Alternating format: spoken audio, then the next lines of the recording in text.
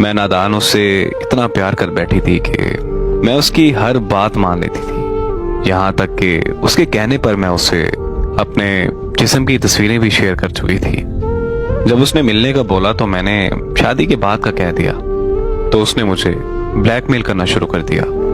मैंने उसे खुदा का वास्ता भी दिया, लेकिन वो नहीं माना और इसी तरह मजबूरन मुझे उससे मिलना पड़ा, क्योंकि मैं ये बिल्कुल नहीं चाहती थी कि मेरी वजह से मेरे घर वालों की इज्जत खराब हो। पर उसने मुझे एक बार फिर से दोबारा ब्लैकमेल करना शुरू कर दिया कि तुम मेरे एक दोस्त से भी मिलो। ये सुनकर मेरे पैरों तले जमीन निकल गई। मेरा दिमाग मुकम्मल तौर पर सुन हो चुका था कि आखिर मैं करूं तो करूं क्या। मैंने बहुत सोचा और आखिरकार मुझे उसके दोस्त से भी मिलना पड़ा।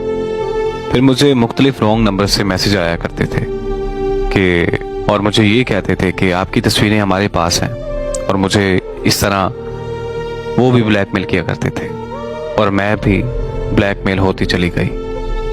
मुझे पता ही नहीं था कि मैं किस किस से मिलती जा रही थी।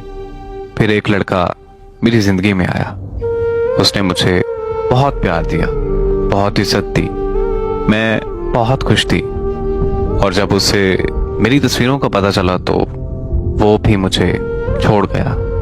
उसके छोड़ जाने के बाद मैंने ब्लैकमेल होना बंद कर दिया।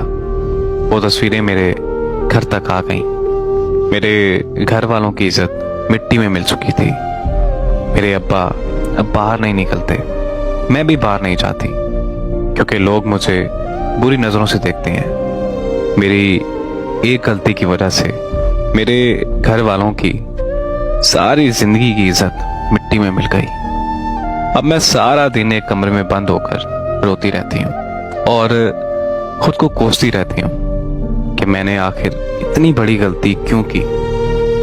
अब मैं किसी से शादी करने का भी नहीं सोच सकती, क्योंकि ऐसी लड़की से कोई शादी नहीं करेगा